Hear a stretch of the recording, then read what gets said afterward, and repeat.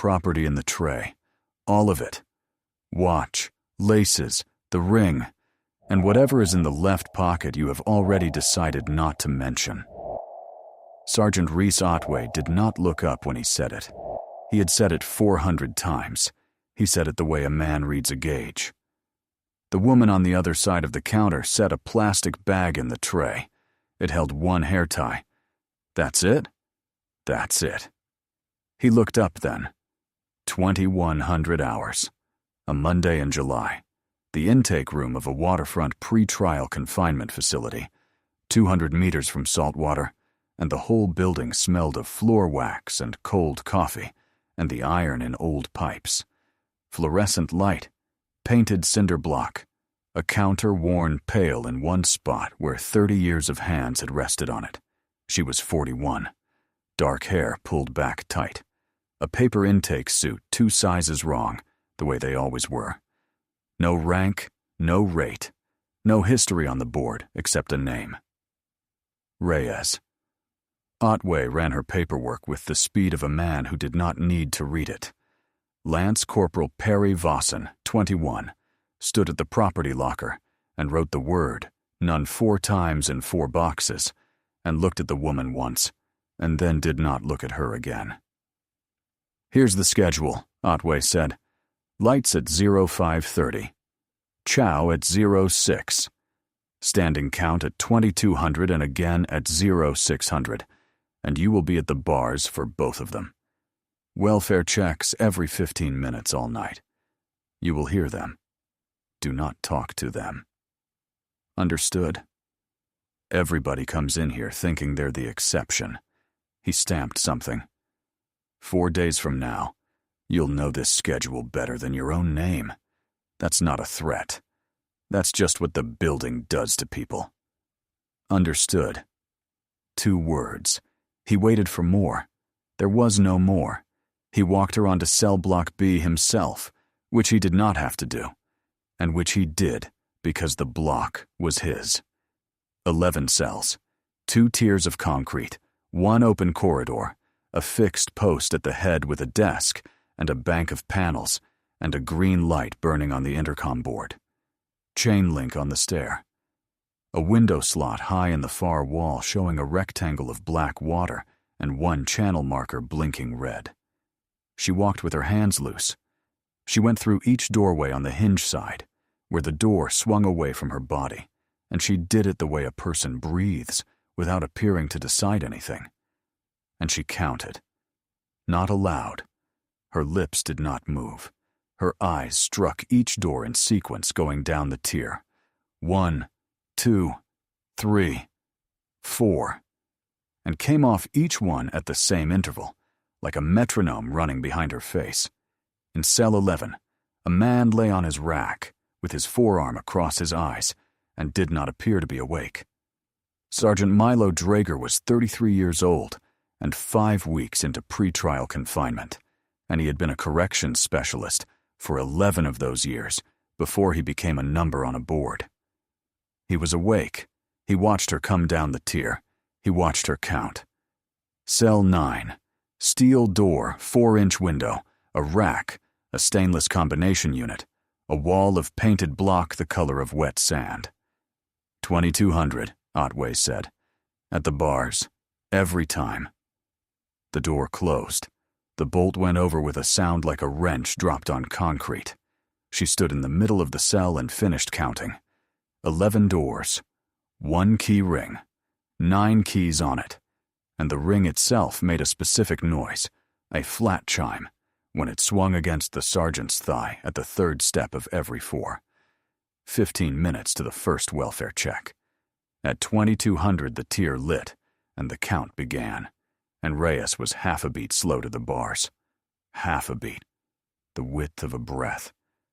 She had been sitting on the edge of the rack with her back to the wall and the door in her sight line, and she stood. And she moved, and she was 1 pace out and reaching for the steel when the bolt went and the door came in. Otway put her into the wall, forearm across the shoulder blades, weight behind it, 2 full steps. Her cheek went to the painted block. The paper suit tore at the shoulder with a sound like a page turning. 2 seconds. Not 3. At the bars, he said.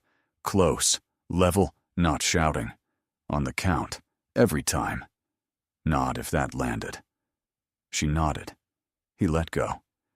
He stepped back into the corridor, and the door closed, and the bolt went over, and he moved on to cell 10. And the whole thing had taken less time than it takes to sign a name. Then the block came apart. Somebody hit a door twice with the heel of a hand.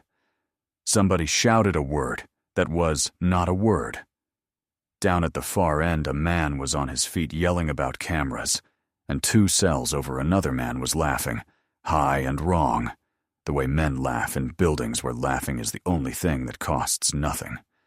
And under all of it, flat and clear and unhurried, from cell 11, one voice.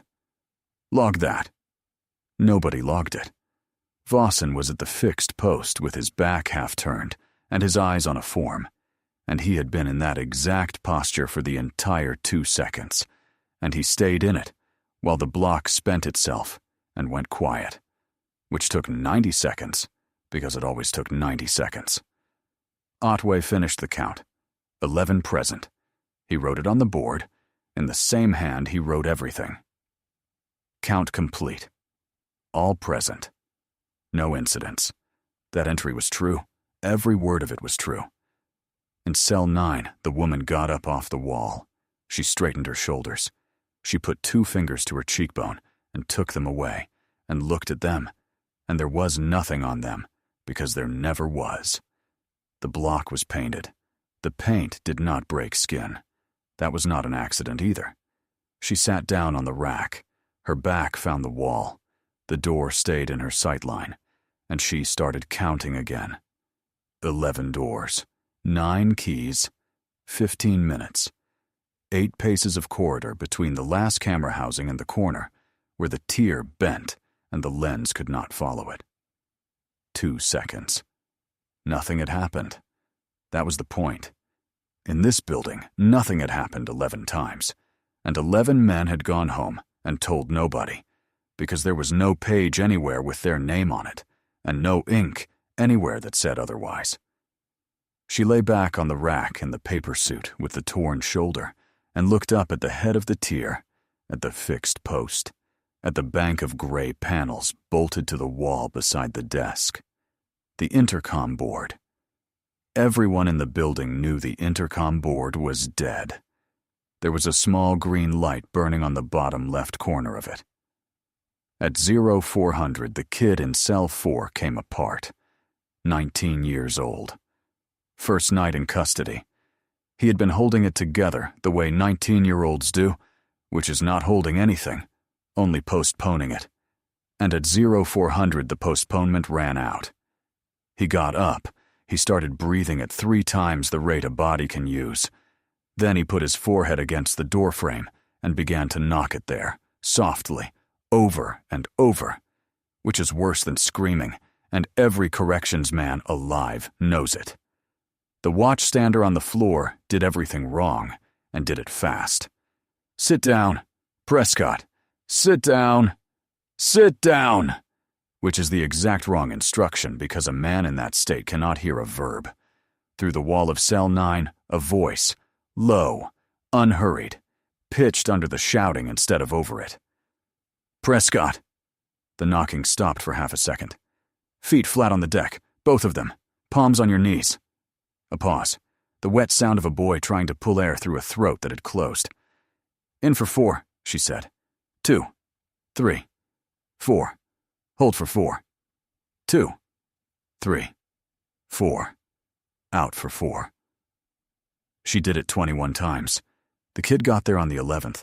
She counted them out through 8 inches of painted block, in the dark, without raising her voice once, and the entire block listened, because there was nothing else to do at 0400 but listen.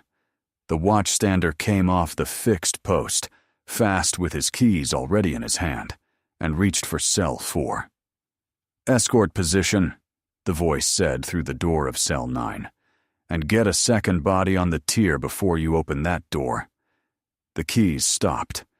The watchstander stood in the corridor of a block at 4 a.m. and did what the woman in the paper suit told him to do, because it was procedure, and because it was said in the flat, dry, unbothered tone of a person who has said it before, in another building, in another country, at 4 a.m. He waited. Vossen came down. They opened cell 4 with 2 bodies on the tier and a hand on the frame, and they took the kid out to medical. And nothing happened to anybody, which is what procedure is for. In cell 11, Sergeant Milo Drager sat up on his rack in the dark. Escort position. Detainees do not say that.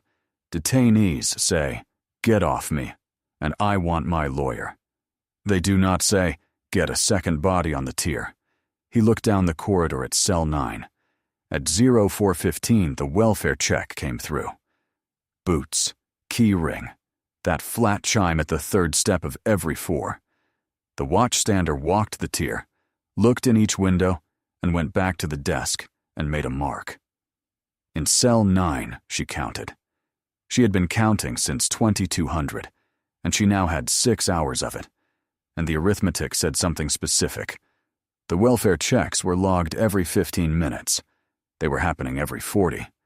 And when the shift changed at 05:30, and the new man pulled the clipboard to start his own page, she heard him say the thing that finished it for her. "Hey, this is already filled in through 09. "Yeah," somebody said. "Sergeant likes it done ahead." Every entry, in the same pen, on a good clean line, written an hour before the check it described.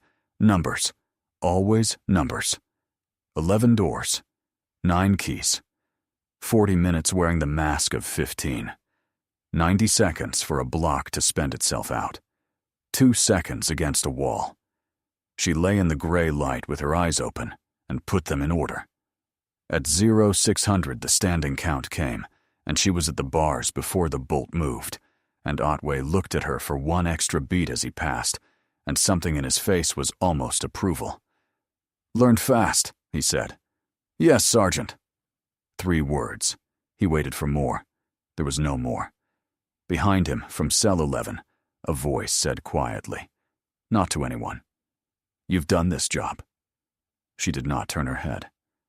"Everybody's done some version of it," she said. By the 2nd day, she was the block's example. That is how it works in a closed building. The senior man sets a tone at 2200 on a Monday, and by Tuesday afternoon, the tone belongs to everyone, and no one has to be told, and no one can point to the moment it happened. Chow rotation ran 1 man at a time, 11 men. Cell order, except it did not run cell order anymore. It ran Reyes last. Every meal. 3 meals a day. And the food had been sitting in the pass-through for 25 minutes by the time she got hers, and it was cold, and it was legal. Rec period ran 4 men at a time in a caged yard, with 1 gull living on the wire. She was not called for rec on Tuesday. Nothing was written about it, because rec is a privilege, and privileges are managed by the senior watch NCO with his voice. She was 11th at every meal, and thanked the watchstander at every meal. And by Wednesday, 2 of the 3 night watchstanders had stopped meeting her eyes, which told her more than any file could. Twice that day, she watched wall time happen to somebody else. The first was cell 2, a big kid, 23, who talked too much and had been warned twice. Otway came down the tier and opened him up and put him into the block, and it took 2 seconds, and it happened in the 8 paces of corridor between the last camera housing and the corner where the tier bends. The second was cell 7, 4 hours later. Same 8 paces, same 2 seconds. She stood at her window with her hands at her sides and watched the geometry of it, and understood the thing that mattered most, which was that it was not rage. Rage is loud and unrepeatable. Rage happens where it happens. This had a floor plan. He never did it at the head of the tier. He never did it in the shower alcove.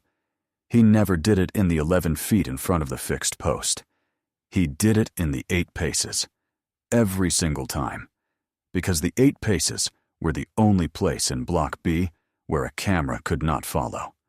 And he had known that for 4 years. And it had shaped his hands.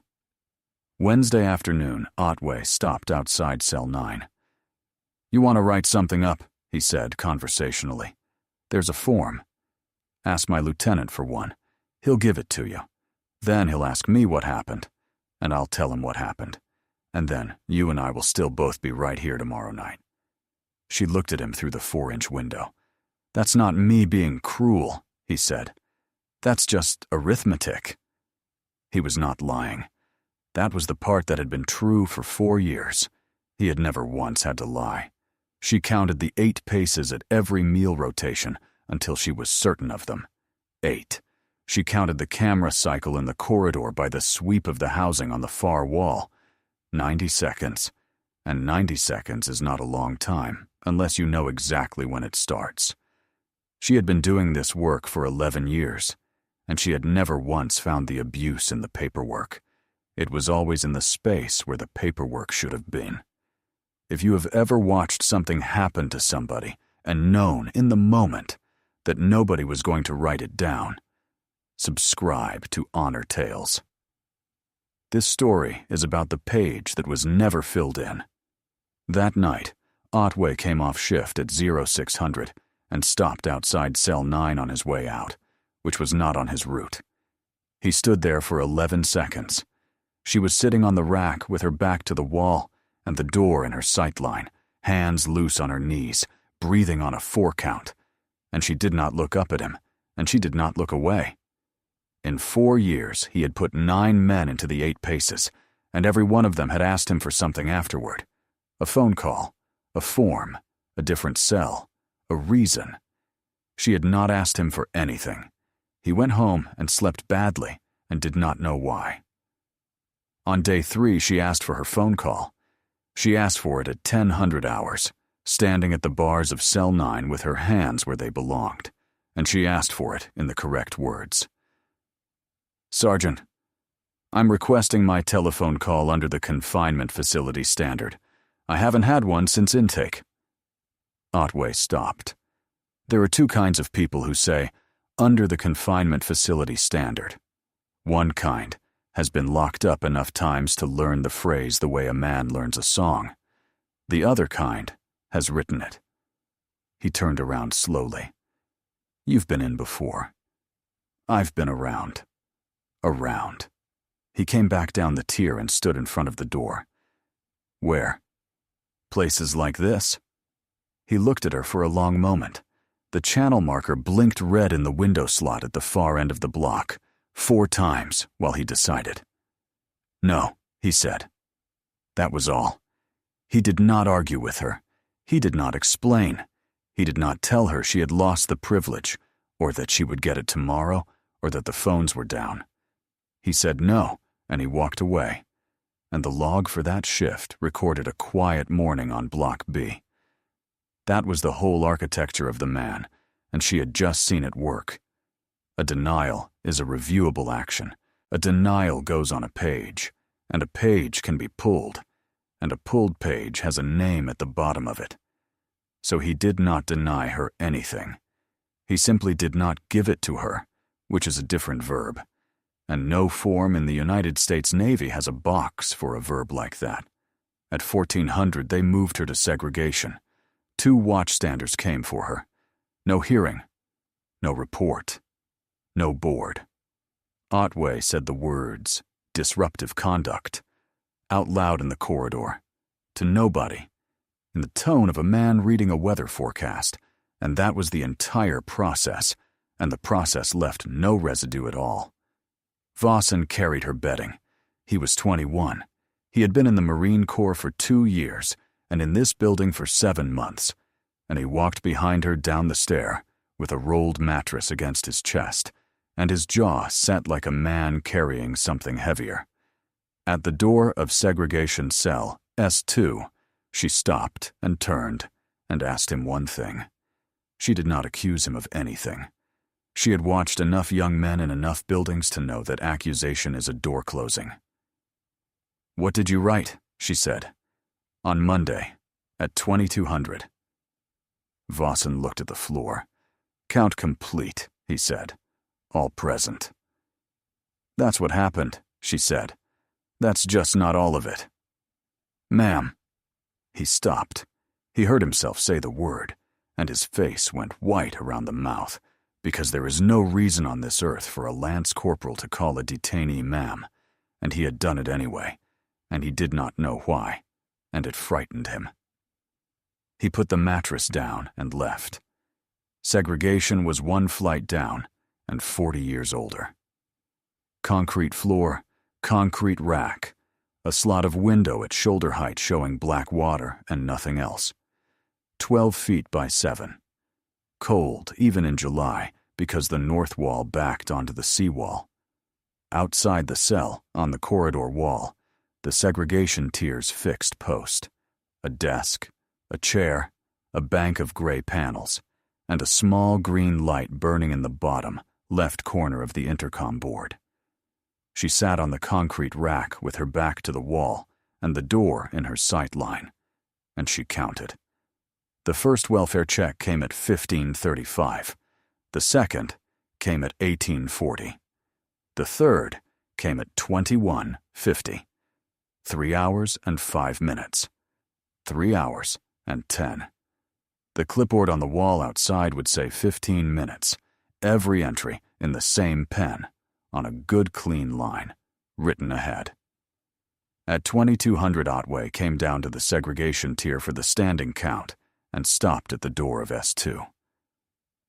"You'll be down here until you understand the schedule," he said. She stood at the bars with her hands where they belonged and said nothing. "There's no paperwork on it," he said, "because there's nothing to paper. You didn't get charged with anything. You didn't lose anything. You're not being punished. You're just where I put you." He said it without heat. He said it the way a man explains a system he did not build and does not have to defend. Then he went back up the stair, and the light in the corridor dropped to night level, and she was alone in 12 feet by 7, with the sound of the water working at the seawall on the other side of the concrete. She lay down on the rack in the dark and did the arithmetic on what he had just told her. Not the assault. The assault was 2 seconds of a man's bad habit, and she had 11 years of experience with men's bad habits. The sentence. "You're just where I put you." He had said it to a detainee he did not know, in a corridor, at 2200, with no witness and no hesitation and no calculation of risk at all, which meant he had never once in his life had to explain himself to anybody, which meant nobody had ever come down here. At 0100, Draeger got himself moved into segregation cell S4. He earned it the only way it can be earned, which is on purpose. He refused a lawful order in front of a witness, a small one, an unmade rack, said clearly enough that the watchstander had no choice, and took the 2-day sanction, and came down the stair, with his own mattress against his chest, because the segregation tier is the only mail service in a building like that one. The vent between S2 and S4 is 9 inches of steel grate at floor level, and it carries a voice about as well as a bad telephone. "You still counting?" he said. She turned her head toward the grate. "Yes." "Stop counting where he can see you." Silence for a moment. Water at the seawall. 9, Draeger said. "That I've personally watched. 5 weeks, 9 men, probably twice that before I got here. You know what the good part is for him? Tell me. Not one of them is a lie." His voice was flat and tired and very precise, the voice of a man who had once been trained to write things down for a living. "He never has to lie. That's the whole trick, and it took me 3 weeks to see it. He just never has to write anything. Nothing's false. There's only nothing." "Somebody filed," she said. "One, 4 months back." A pause. "Kid from the second tier. Wrote it up properly, on the form, all of it, dates and times. It went in. And came back unsubstantiated. No injury logged. No incident report on file. No camera coverage of the location described. Drager laughed once, without any humor in it. Every word of that is true. He served his time and went home, and I'd bet my account he has never told one living person. Because who do you tell? Nobody, she said. The channel marker went red on the water outside the window slot. He's watching you now, Drager said. You should know that. Same way you watch the doors. He's been watching you since Monday, and I don't think he knows he's doing it. I know. Then hear the rest of it. The grate rattled slightly as he shifted his weight. If you're who I think you are, stop counting where he can see you and get out of this building. And if you're not, if you're just a woman who used to work a watch floor somewhere, then I've said all this to somebody in a paper suit, and it dies here like everything else does. It doesn't die here. She let that sit for 3 seconds, and then asked him one question, and it was not the question he expected. The fixed post intercom, the archive on it, how long does it retain? 96 hours. It's a rolling buffer. It dumps the oldest. He stopped. It's dead. It's been dead since before I got here. Everybody knows the board's dead. There's a light on it? Silence. It went on for a long time, long enough that she could hear him breathing through 9 inches of steel grate, and she could hear the water, and somewhere 3 floors up a door closed, and the sound came all the way down the stairwell. Bottom left, Drager said at last. Green. Green. 4 words are coming. They land in about 8 hours, in front of 9 detainees and 3 watchstanders, and 1 man is going to hear them and never be the same person again. Stay with it, and subscribe to Honor Tales so you're here when they do. Then, quietly, through the grate. Then tonight's the last night he gets. 0300. Segregation cell S2. 12 feet by 7 and the cold coming through the north wall off the seawall.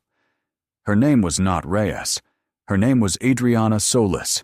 She was 41 years old, and she was a commander in the United States Navy. Deputy Director for Corrections and Detention Oversight. 23 years in. 8 of them enlisted.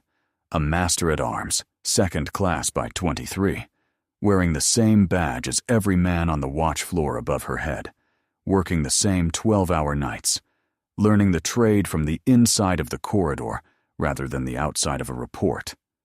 Commissioned at 26. Limited duty officer, security, the long way up, the way the fleet gives to people who already know how the work is done. And in 2014, at 29 years old, a lieutenant junior grade and the junior watch officer at an overseas theater detention facility. She had stood in a corridor at 0240 in the morning and watched a man die on the other side of a door that would not open. He was 31. He was in custody.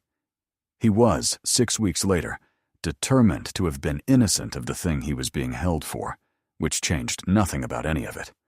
He went down at 0240. The medical response reached him at 0251. 11 minutes. 8 of those 11 minutes were a fire door on the connecting corridor that had been chained shut, in violation of the fire order, because the chain made the night watch easier, and because the chain had been there for 2 years, and nobody could remember whose idea it had been. Afterward, in the office at the end of the tier, Master-at-Arms Senior Chief Wendell Prager handed her the log and a pen.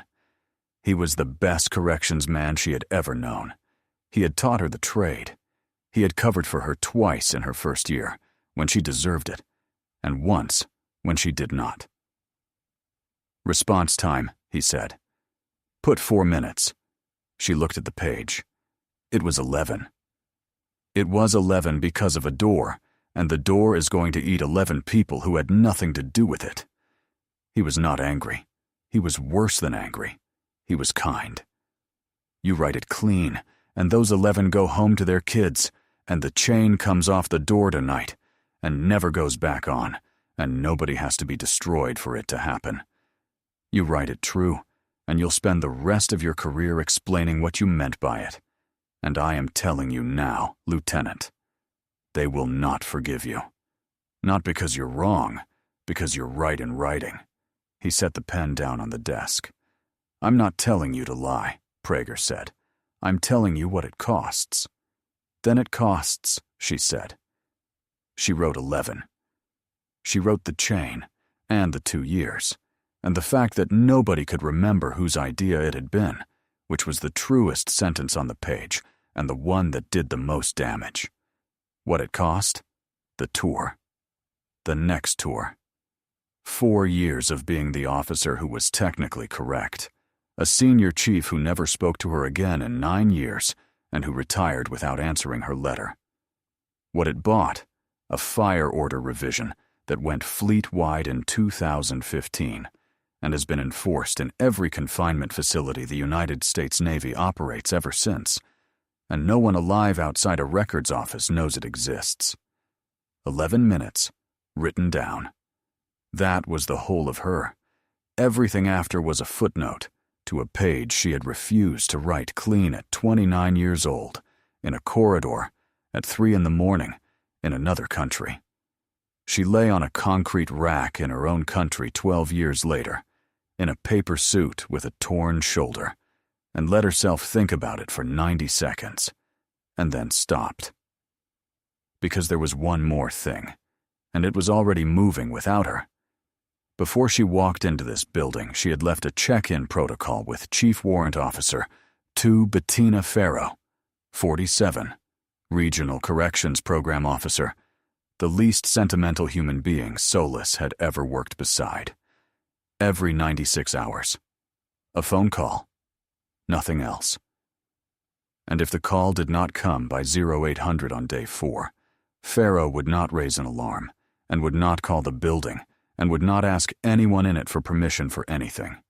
She would pull the facility's records, its camera coverage map, and its intercom archive, in that order, from the region, over the top of every man on that watch floor. Solis had been denied her phone call at 1000 on day 3. It was now 0300 on day 4. She was not going to call. The trap was closing on its own, in an office 9 miles away, run by a woman who had never once been late for anything, and it would close whether Solis was standing up when it happened or not. He came down at 0200, alone. The camera housing at the head of the segregation stair swept the corridor on a 90-second cycle, and for 11 of those 90 seconds, it was pointed at the far wall, and the space outside cell S2 was a blind hole in the middle of a federal building. Otway had timed it the way a man times a job he has done many times and expects to do many more. The bolt went over. She was standing when the door opened, back to the wall, door in her sight line, hands loose. "You didn't eat," he said. "No." 3 meals. He came in. 12 feet by 7 gets very small when a second person is standing in it. "You've been down here 36 hours, and you haven't asked for one thing. Not a call, not a form, not the lieutenant. Nothing." "No." "Why?" She looked at him, and he took 2 fast steps and put her into the wall, harder than Monday, his forearm across her shoulder blades, and his weight behind it and the side of her face against 40-year-old concrete, and the cold of it went through her cheekbone into her teeth. She did not resist. She did not brace. She counted. 12 seconds gone off the blind. 78 left. "Because it doesn't work," Otway said, close to her ear, and his voice was not cruel, and that was the worst of it. It was patient, and it was tired, and it was the voice of a man explaining a thing he genuinely believed. "That's the answer to your question. You've been counting since you walked into my building. So count this. 20 seconds. 70. 4 years I've been on this floor. 9 men. Not one page. Not one. He shifted his weight, and it drove her another inch into the block. There's nothing to find because there's nothing there. No injuries. Nobody goes to medical. Nobody's got a mark. You could stand in front of a captain and shout it, and it would still be nothing, because nothing is what it is. 31 seconds. I'm not a monster, he said. I run a block built for 3 with 1.5, and I keep 11 men alive on it every night. And this is what keeps it quiet. That's all this is. It's a tool. 40 seconds. 50. So you can hate me, he said, or you can learn the schedule. Those are the 2 things available to you. He let go and stepped back. She stood off the wall slowly. She put her shoulders square. She turned around. 96 hours, she said. He stopped in the doorway. What? She did not answer him. She was looking past his shoulder, out through the open door, across the corridor at the segregation tier's fixed post, at the desk, and the chair, and the bank of gray panels bolted to the wall, at the small green light burning in the bottom, left corner of the intercom board, 4 feet from where he was standing, which had been burning since Monday, and which held 96 hours on a rolling buffer. And she smiled at him. It was the first expression she had shown in 4 days. It was not triumphant, and it was not cruel, and it did not reach for anything.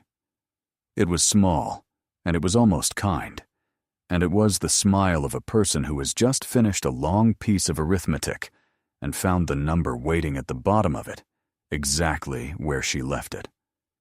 Otway had been looked at by a great many people in 4 years on that floor. He had been screamed at, spat at, begged, threatened, and once bitten. Nobody had ever smiled at him. 78 seconds. 80. The camera housing began to swing back. He went out and put the bolt over and walked up the tier. Halfway to the stair, he stopped, without deciding to, and stood in the corridor of his own building with his hand on the rail and no idea in the world what had just happened to him.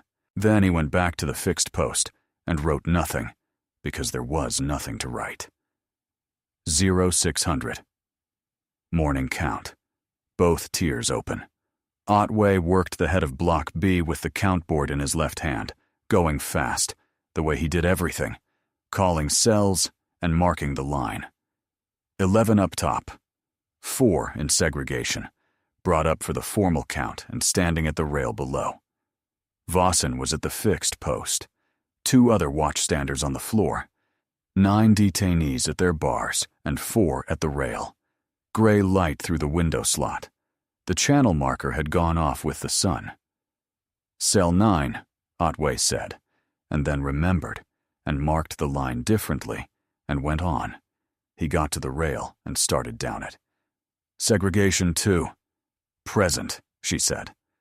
And from 4 cells down the rail, flat and clear and loud enough to reach the fixed post, Sergeant Milo Drager said 4 words. That's the Inspector General. The block did not erupt. That is not what happened. And everyone who was on that floor at 0600 remembers that it is not what happened. It went quiet in stages, and the stages were visible, the way a wave is visible crossing a harbor. The man nearest Drager went first, then the middle of the rail, then the 9 at the bars on the upper tier, one by one, in an order that had nothing to do with hearing and everything to do with understanding. Then Vossen, at the fixed post, whose hand came off the log and stayed in the air. Then Otway. His face did the whole thing in about 4 seconds, and it did it in order. Confusion first, the flat, mild frown of a man who has heard a sentence that does not parse. Then disbelief, which is different, and which came with a small laugh that got about 1/3 of the way out of him and died.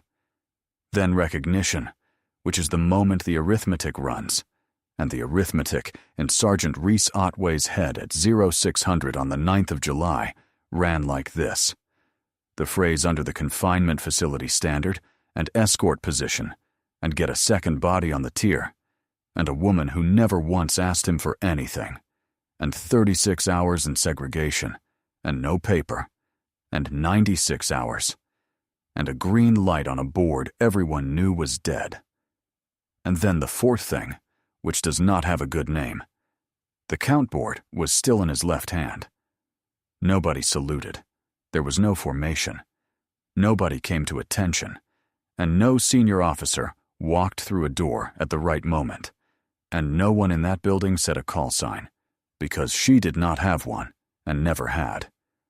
The woman in the torn paper suit put one hand on the rail. "Commander Adriana Solis," she said. "Corrections and detention oversight." She did not raise her voice. She did not straighten out of the posture she had been holding for 4 days. And somehow that was worse for every man on that floor than if she had. "Sergeant, get your officer in charge down here. Nobody touches the intercom board." Then she named the count. 11 cells on the upper tier and 4 on the rail, door by door, by cell number, and by the name of the man behind it, from memory in order, including the kid in cell 4, whose first name she had never been told, and whose surname she had heard exactly once, at 0400 on Tuesday, through 8 inches of painted block. It took her 19 seconds, and she did not make a single error. That was the counting. Every man on that floor had watched her do it for 4 days, and not one of them had understood what he was looking at. Lieutenant Grady Tolman, 31, United States Navy, officer in charge of the facility, came down the stair at 0611 with his cover in his hand and his collar not yet squared, and learned the condition of his own building from a woman in a paper intake suit with a torn shoulder. He started to bring his hand up. "Don't," Solis said. "Not on this deck, not with these men watching." He stopped. "Sir, at 2200 on the 6th, I was put into the wall of cell 9 by your senior night watch NCO. On the 9th, at 0200, it happened again in segregation 2, in the camera blind," and he explained the practice to me at some length while he was doing it. She let that sit exactly 1 second. "There is no entry for either event. That's not my finding. My finding is that there was never going to be one, in this building, for anybody. And that is a facility problem, Lieutenant, not a personnel problem. And it is yours." Tolman's face went the color of the concrete. At the head of the block, Reese Otway stood holding a count board that had become evidence somewhere in the last 90 seconds, and did not put it down, because there was no surface anywhere in that building that she did not now control. It came apart in hours, not weeks. The intercom board held 91 hours of the last 96. Chief Warrant Officer 2. Bettina Farrow arrived at 0900 with 2 records technicians and a regional authority letter, having pulled the facility's files at 0800 exactly, as promised. The archive had 0200 on the segregation tier. It had a man's voice, unhurried and patient, saying, 4 years, 9 men, not 1 page. 4 feet from a live microphone he had been told was dead. Vossen brought his log down himself, and his own written statement with it, before anybody thought to ask him for either. "I looked at the floor, ma'am," he said. "Twice." "You looked at the floor twice," Solis said. "And you kept your log honest anyway, which is more than the man above you did in 4 years. That is not nothing." She handed the pages back to him to sign. "Do the second part louder next time." He signed it standing up at the fixed post. Then she went and found Otway, who was sitting in the shift office with his hands on his knees and his hat on the desk in front of him. He looked up when she came in. "I'm not referring you for court-martial," she said.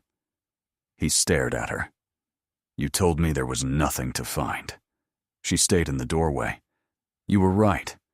9 men, no injuries, no reports, no witnesses who'd survive a defense counsel, and a recording of a conversation that a good lawyer will spend 11 months arguing about. So there is very little here to try you for, and I'm not going to invent it. I've never once invented anything, and I'm not starting with you." "Then what?" he said. "You're decertified as a corrections specialist. Effective this morning, permanent, fleet-wide. It follows you." She counted it off, not on her fingers, just in the flat order she did everything in. "You're off the watch floor for the rest of your enlistment. You will not hold keys. You will not run a count. You will not stand a post on any confinement tier in the United States Navy or the Marine Corps again. I'm not being separated. No, you're staying." She let that land. "You'll be in this building every day, doing the work nobody on the watch floor wants, and every day, you'll do it under an operating standard I'm signing at 1,400 hours. Second body on the tier before any door opens. Welfare checks logged at the time they happen, in the hand of the man who walked them. Camera dead sector on B block mapped, posted, and eliminated by the 1st of next month." Otway did not say anything. "Every line in that standard is about you," Solis said, "and your name is not in it anywhere. Nobody who reads it in 5 years will ever know you existed. That's the sentence, Sergeant.